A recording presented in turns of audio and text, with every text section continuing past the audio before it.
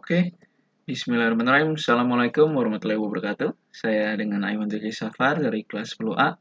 Dan hari ini saya mau ceritakan kayak gimana sih proses perumusan dasar negara kita, Pancasila, dan semua kisah-kisah yang ada di belakangnya. Semuanya berawal ketika Jepang datang menjajah negara kita. Nah, mereka berhasil menaklukkan yang sebelumnya Belanda ya, yang menjajah kita. Mereka sih janjinya mau jadi cahaya pelindung dan pemimpin Asia ya. Tapi kenyataannya para prajurit Jepang malah melakukan Romusha yang kerja paksa sama Jugun Lanfu di mana wanita Indonesia dijadiin budak seks dan sebagainya. Jadinya malah lebih kejam daripada Belanda. Nah, sedikit background, Jepang juga sedang perang bersama Amerika Serikat di Pearl Harbor yang mungkin teman-teman bisa cari tahu. Posisi Jepang di tahun 1945 itu mulai mendesak. Nah, Jepang ingin mencari support dari negara-negara yang mereka jajah, salah satunya Indonesia. Di Indonesia, Jepang membentuk BPUPK atau mungkin mereka bikinnya Dokuritsu Junbicho Sakai. Bahasa Indonesianya BPUPK yang singkatan dari Badan Penyelidik Usaha-Usaha Persiapan Kemerdekaan. Nah, di situ ya Jepang butuh dukungan Indonesia buat serang sekutu. Jadi Jepang janjiin deh buat Indonesia merdeka. Dan juga sekalian biar kelihatan kayak Jepang yang memberikan Indonesia kemerdekaan. Jadinya dibentuklah BPUPK pada tanggal 29 April 1945.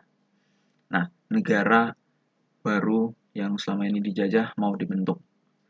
Tentunya perlu banyak persiapan yang dilakukan, salah satunya membahas dasar negara. Fondasi seluruh peraturan negara itu kan belum ada, jadinya BPUPK membahasnya di sidang pertama yang resmi mereka pada tanggal 29 Mei sampai 1 Juni 1945. Lokasinya di gedung Cho Sang-in. Sekarang masih ada gedungnya, gedung Pancasila di komplek Kementerian Dalam Negeri atau Luar Negeri di Jakarta Pusat. Mungkin mereka bilangnya dress code-nya bebas sopan ya. Nah, di hari pertama Pak Muhammad Yamin ngasih usulan ide rumusan dasar negara yang berjudul Asas dan Dasar Negara Kebangsaan Republik Indonesia. Poinnya ada 5. Peri kebangsaan, peri kemanusiaan, peri ketuhanan, peri kerakyatan, dan kesejahteraan rakyat. Beliau ingin menjadikan Indonesia berdasar pada nilai kemanusiaan ya, intinya begitu.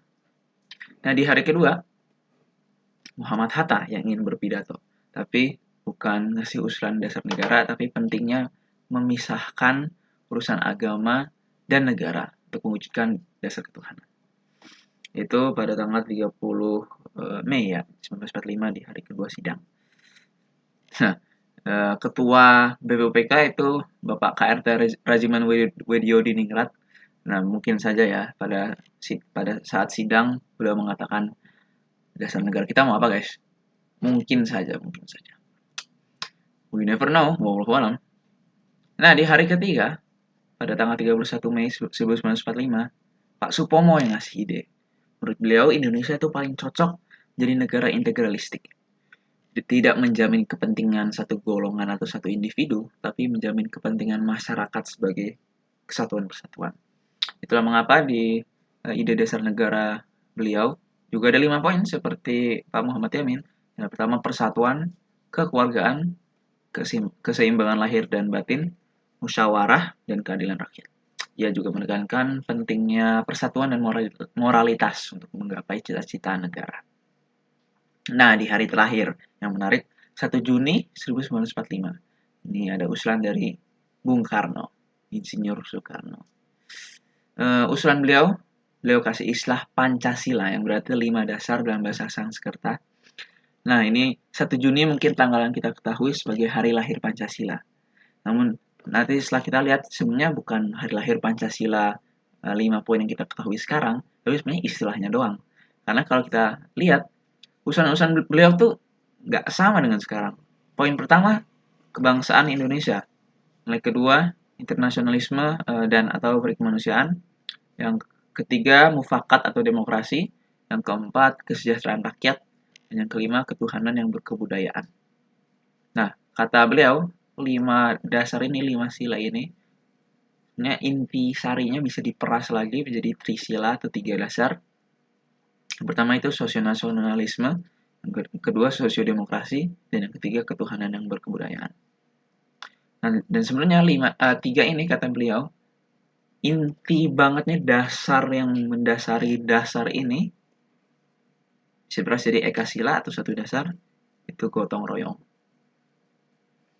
Nah, udah tuh 4 hari sidang dan full dengan usulan-usulan dasar negara.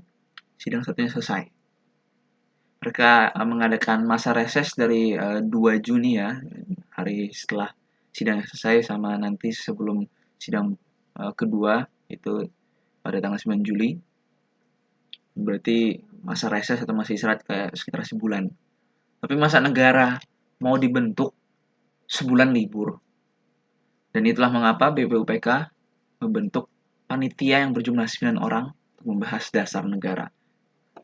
Kalau diingat, sebenarnya sidang pertama tadi tidak menghasilkan satu dasar negara fix.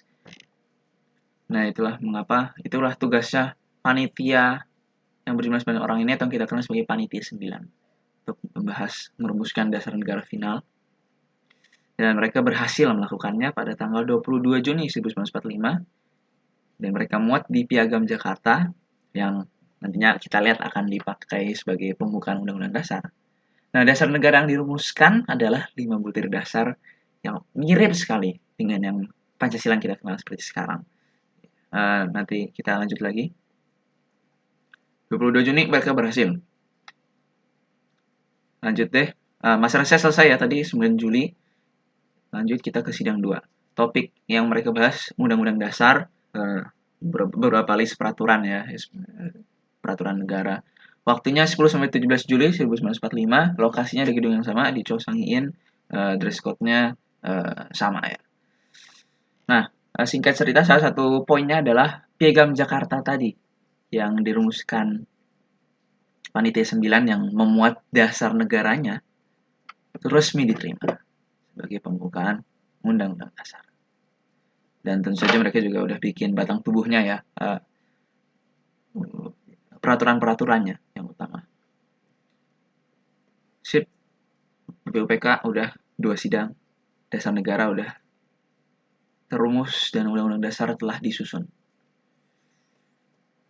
6 Agustus 1945, beberapa minggu setelah sidang kedua selesai, sebuah kota di Jepang, kota Hiroshima, dibom oleh sekutu yaitu Amerika Serikat. Bayangin aja, satu kota dibom nuklir, banyak sekali korban jiwa. Pasti para prajurit Jepang yang di Indonesia dan di seluruh Asia itu ya udah terdesak sekali. Jadinya itulah mengapa Jepang ingin menyegerakan Indonesia buat merdeka. BPUPK-nya dibubarkan. Mereka telah melakukan a great job dan dibentuk PPKI, Panitia Persiapan Kemerdekaan Indonesia, atau mungkin bahasa Jepangnya Dokuritsu Junbi Inkai pada tanggal 7 Agustus 1945. 2 hari setelah itu, belum lama setelah itu, ada kota kedua di Jepang dibom nuklir lagi oleh Amerika Serikat, kota Nagasaki. 2 kota dibom nuklir. Ya, pemerintah Jepang gagal melindungi penduduk mereka ya, masyarakat mereka ya. Ya itulah mengapa Jepang menyerah kepada sekutu tanpa syarat pada 15 Agustus 1945. Nah, singkat cerita, Indonesia jadinya merdeka dengan sendirinya, namun ada perbedaan pendapat antara golongan tua seperti Bung Karno dan golongan muda. Jadinya seperti yang kita ketahui, Bung Karno dan Muhammad Hatta diculik tanda petik ke Rengas Dengklok pada tanggal 16 Agustus 1945, di mana golongan muda pengen merdekanya lebih cepat. Dan ya mereka berhasil merundingkan, jadinya proklamasinya sehari setelah Rengas Dengklok seperti yang kita ketahui sekarang, 17 Agustus tahun 45, proklamasi kemerdekaan Indonesia.